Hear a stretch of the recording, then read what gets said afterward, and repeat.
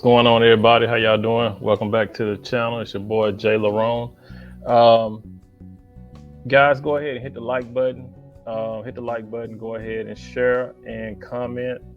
And you guys, we're going to go ahead and get into this video today. Now, I know y'all been seeing or hearing about a lot of things going on with Just Pearly Things, right? And the interview that she did with Nick Fuentes. And I know y'all have seen or probably heard the comments from Jason Black, right? So my question is, what's going on with Just Pearly Things? What do y'all think about her? You think she's a grifter? You think she's just, in the talk, just repeating the talking points just to, get money or what? Because, a lot of people, to be honest, a lot of people don't like Just Pearly Things, for whatever reason. A lot of people, don't like her because she's a white girl, right?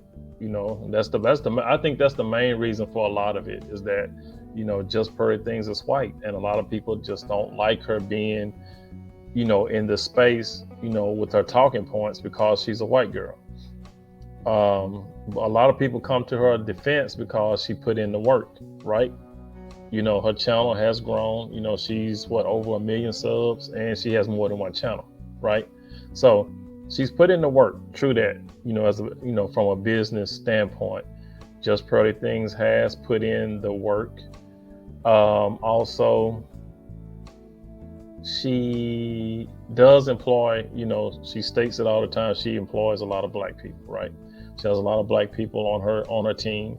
She talks to a lot of black people when you see her live cast, her podcast, and all that.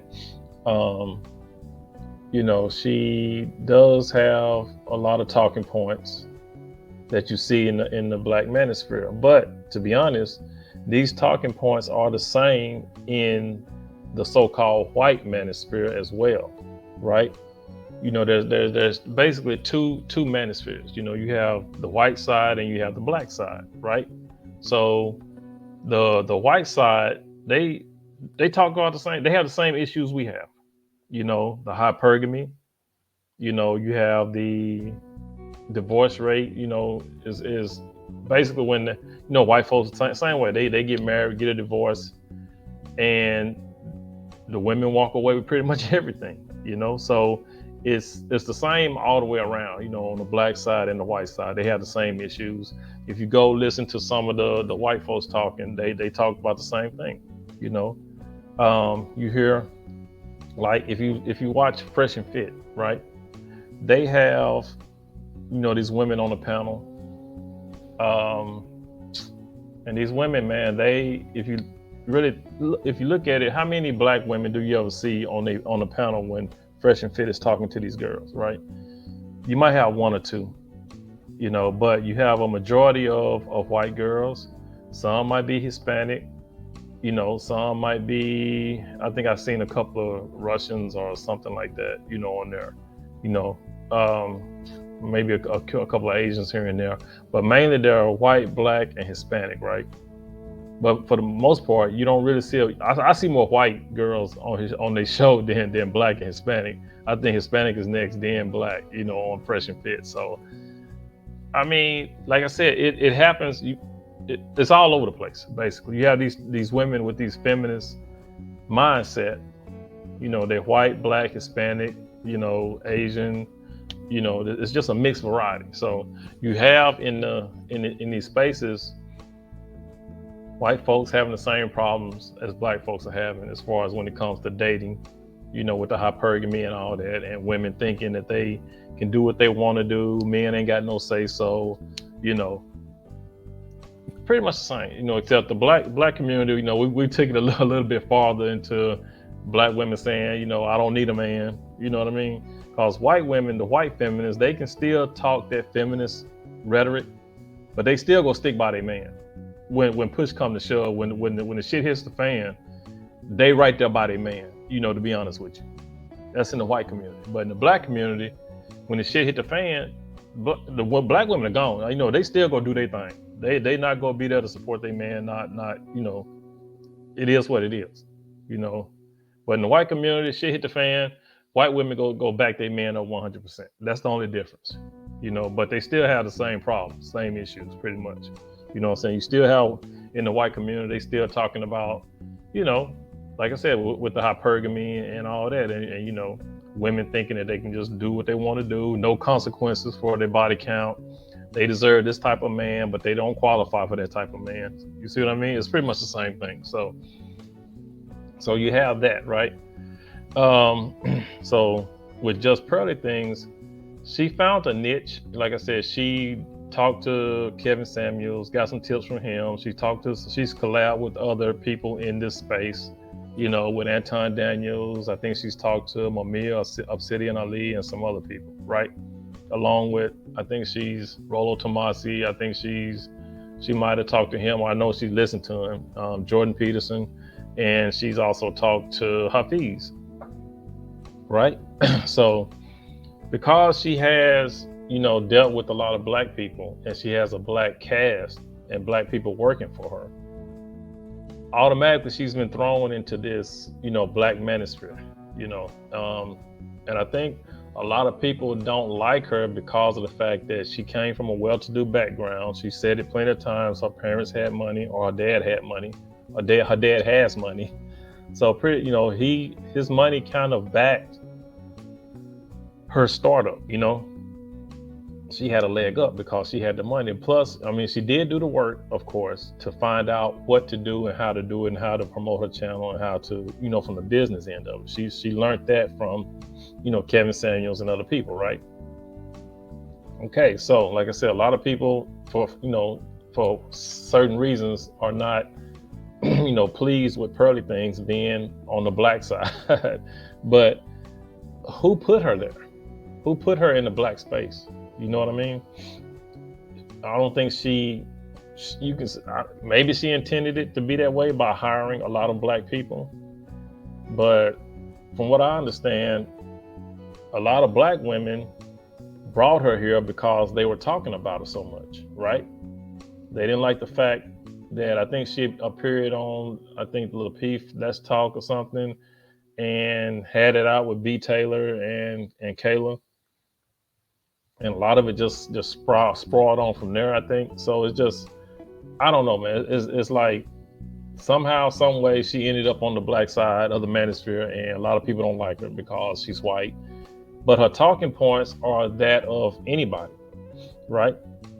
It's just that for some reason, like I said, with her having a black cast, and she talks to a lot of black people, but she also talks to white people. It's been white people on the shows. It's been a mixture, you know what I mean? But for some reason, the black side still has a problem with her. My thing is, if you don't want to listen to her, don't listen to her. You don't have to subscribe to her. You don't have to donate. You don't have to do any of that. You know what I mean? So for the people that do subscribe to and listen to her and agree with her talking points, her talking points are somewhat of what we're all where everybody's dealing with. Whether she's on the black side, white side, whatever. She did the work. She put in, like I said, she went and sought out information and put shit together and made it pop. You can't deny her hustle. You know what I mean? She did it good on the business side. She made it happen. Now, as far as her intentions and her motives, I think with that much heat coming at you, you have to be careful of who you surround yourself with, who you invite on your show. You know what I mean? So like, say if her show is pretty much dating, relationships, stuff like that, right?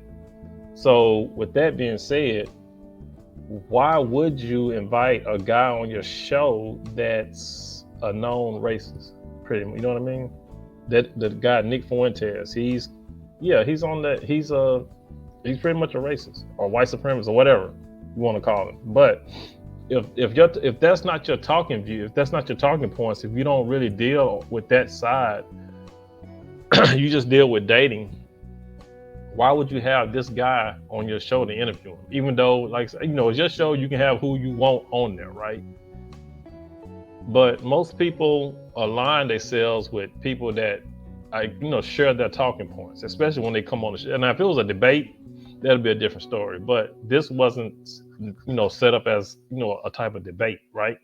Especially when you got Pearl, who's dating, who does dating and relationships, and this guy Fuentes, who's pretty much a radical. You know what I mean? So I'm gonna let you guys listen to a clip from Crimson Cure, and where she talks about pearly things, and she gives you her take, because Crimson also did something on pearly about 6-8 months ago. She like kind of told everybody to watch out, and just like I said, this is not a diss to pearly things. Like I said, I don't have a dog in the fight whatsoever. You know what I mean? Only time I think I've listened to a few of pearly things videos, like when she was with Hafiz. I seen the one with, what was it, Brittany Renner and Andrew Tate. I saw that video and this previous one right here. So I think she did something with Anton and maybe lead attorney. So, like I said, I don't subscribe to her. It's just that I admire her as far as the business side of how she built her business. But as far as what she talks about, nothing really I'm interested in. I mean, as far as you can get relationship content from anywhere. It's just that the way her stuff is set up, sometimes depends on who she's talking to. I might, like I said, depends on who she's talking to. I'll listen to it, but other than that, she's not somebody that I'm gonna just be like all gung ho pearly things to SHIT. You know what I mean? But some people feel that way about her. Some people don't. But like I said, if you're such, like I said, with her being such a big influencer and having all these eyes on her, people are going to come at her, right? And they're going to come at her. Some people are biased. Some people, like, just because she's white, they don't want to deal with her. They don't think she should be here talking about what she's talking about. A lot of people are jealous for the fact that she built up her channel the way she did, and she built it so fast, So y'all listen to what Crimson Cure has to say. Like I said, I'm just reporting some stuff that I've been hearing. Everybody's been talking about this thing, about what she's had to say with Nick Fuentes.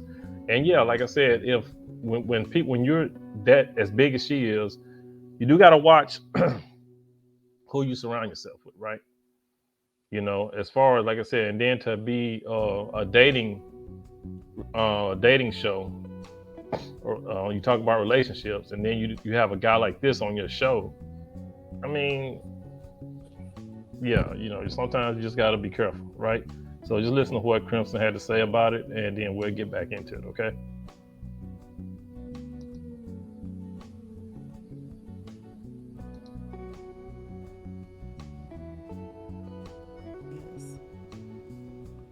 Situation. But I just wanna, we're gonna do a little bit of a throwback. I just wanna know if y'all remember me talking about this. To just pearly things. So what I'm gonna do is I'm gonna show the clip. I'm gonna let it run twice only because it is a short. And then we're gonna come back to that and we're really gonna talk about it. So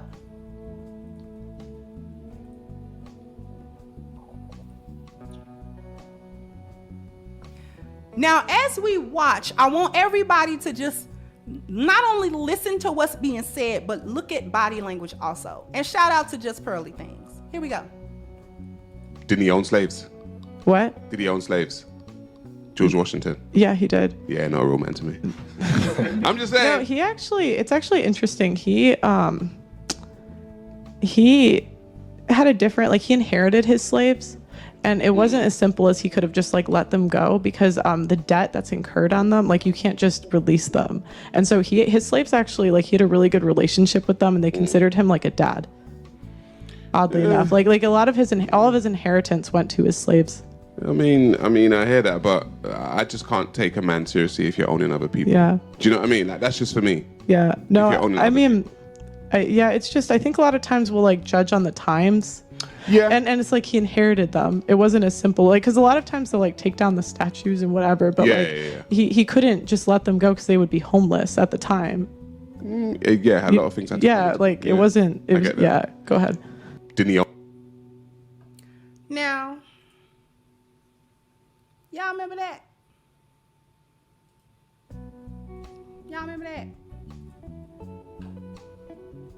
him when I said something about that? Thank you, My Sexy is Strong. Says, sending support to another black woman content creator who I believe has some of the best content in this space. Thank you so much, sweetheart. Thank you, Haramu Falls. And when are we going to stop trying to integrate and ingratiate ourselves? Okay, so now I'm going to move it up a little bit, where she gets into the thing with Nick Fuentes.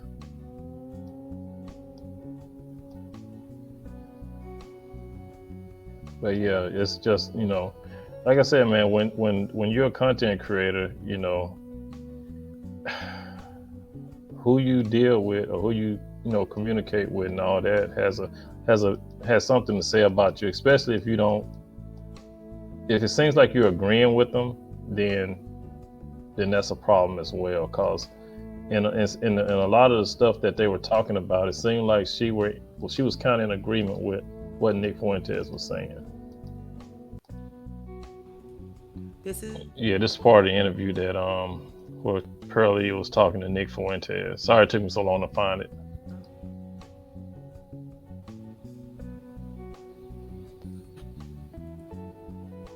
Lesson of World War II, based on the horrors of the Holocaust, is like, this is what happens when nationalism goes awry. This is what happens when nationalism goes too far. But your argument was the Holocaust was not special and all countries have done that. Yeah, and exactly. so you're saying, why is the Holocaust special? Yeah, basically. Oh. What do you mean, basically? Well, yeah, I mean, because of course, we're getting into the details of it, but yeah, that's the gist. Yeah, I mean, but you kind of deny it happened. Yeah, I denied some of the parts of it. You deny parts of it don't seem realistic to you. You think they were embellished upon. I think they're embellished, yeah. The same way. This sounds... Oh, gosh. Oh, boy. They're going to be in trouble. This sounds similar to the slavery stuff, too, because that's literally... the founder or the guy who made Roots said, I wanted a myth for my people to live by. So they often... But that's what they do, is they embellish... And I'm not trying to say it wasn't horrible. It was. Right. But they want to make it like more horrible so that they can control people.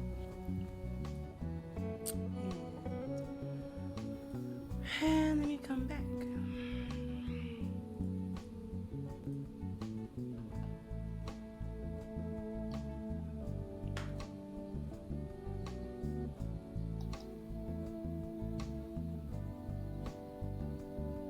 Thank you, JJ. Said just KKK Things is a suspected Mayo extremist. She co-signs Nick Fuentes, who was at the Klan.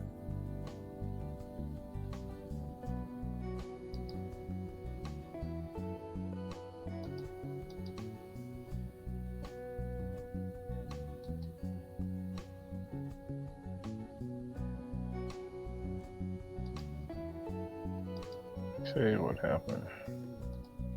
Riot. She uses black people for clout. Her fans are here now, and she said, "Not all slave masters were bad." Okay, I'm gonna move it on ahead. Like I said, y'all, it's this thing with Pearly, man. I think she bit off a little bit more than what she could chew with this interview with Nick Fuentes. But yeah, it doesn't look too good for her, especially when you got people thinking that she's, a fake and a grifter and all that. So yeah, it doesn't come off across like she really, I don't think that it was a good idea for her to have him on, but like I said, that's her. Y'all want to hear what she said about supporting Karen?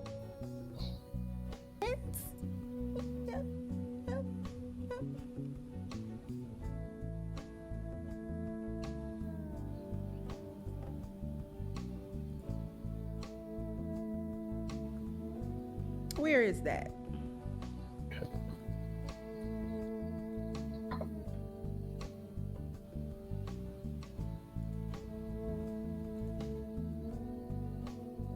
Never talk to me again. The whole crew blocked me on Twitter, stopped talking to me. And then I got a call from my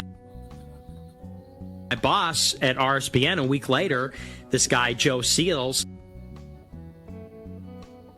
and he says, Cassie has been calling me every day for the last 2 weeks saying that I need to fire you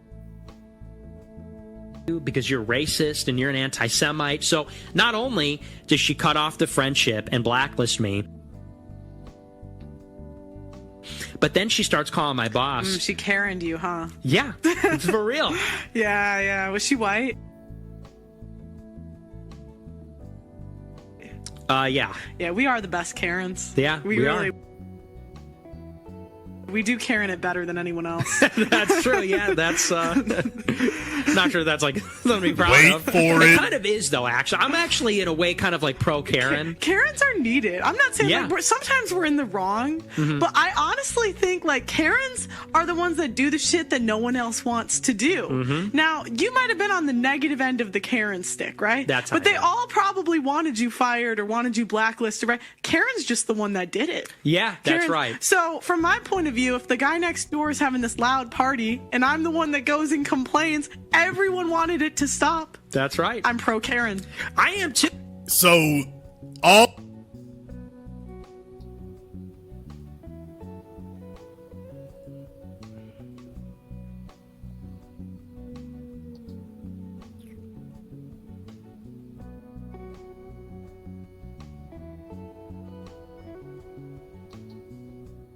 Yeah, this is crazy.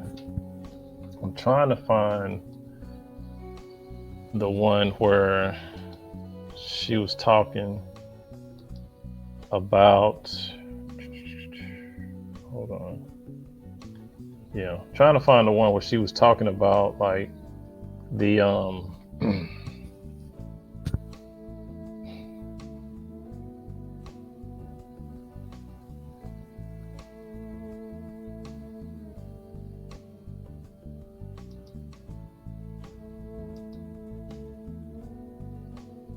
Anyway, it's not gonna play. Anyway, yeah. But like I was saying, you guys, it's a trip, man. Like I said, a lot of people don't too much, like I said, care for her, you know. But in the end, all I can say is, you just, like I said, you just gotta be careful of who you're talking to, right? You just gotta be careful of who you're surrounding yourself with. So, but yeah. This stream is sticking for some reason. But yeah, you guys, if yeah, just tell me what you think about it, man. You know, with me, if you're talking about, if you have a dating show, a relationship show, but you bring on somebody that's radical like that, who considers, like I said, who's a racist or a white supremacist or whatever, you know, I mean, why have this guy on if you don't want people to think that you're not who you say you are? You know what I mean? You agree with a lot of the stuff that he said, you know, what it seems like. You know, it's like, especially when she was talking about, I don't know if y'all, I was trying to find a part where she was talking about blessing and, you know, Nick Fuentes, you know, they was talking about, you know, black folks being lazy and stuff like that. You know, it was just a lot of stuff that was going, you know, in and out on that conversation, right? So, but like I said, you know, some of the stuff that was mentioned, I think Pearl wasn't or shouldn't have, you know, been talking about because it made her look bad and she didn't really know what she was talking about. So, yeah, I think she should have, you know, she shouldn't have had him on the show. You know what I mean? Or, like I said, a lot of the stuff that was being said, she probably shouldn't have come in on it because it made her look bad. So I think a lot of the stuff she did during that interview, she did it to herself, especially when you got people looking at you and they want to find a reason to hate you even more. They want to find a reason to say, well, she's not this, she's not that. I told you she was a grifter. I told you she was a fake, you know. And now a lot of people are like, you know, is she a racist? You know, stuff like that. I mean, you know, it's just a lot of stuff that's coming out from this interview that I think that if Pearl would have handled that interview a little bit better, it wouldn't have came out that way, right? So, you know, but you guys tell me what you think about it, man. And if you saw the interview with Nick Fuentes, or if you saw the reaction that Jason Black did on it, you know, drop a comment down below, man. Tell me what y'all think. You know, like I said, I don't have a dog in this fight. You know, like I said, I'm not a fan of Pearl. I don't listen to her, but you know, I think a lot of people are butthurt because of the fact that she, you know, like I said, grew to over 1 million subs pretty much overnight. Some people want to hate her. Some people's looking for a reason to hate her. Some people just don't like her because they're jealous of her. And some people, like I said, believe that she has an ulterior motive. So drop a link down below. Tell me what you think. You guys, boy Jay Larone, y'all peace out. Have a good day. And again, y'all be good to yourselves. And by all means, let's be good to each other. All right. Peace out.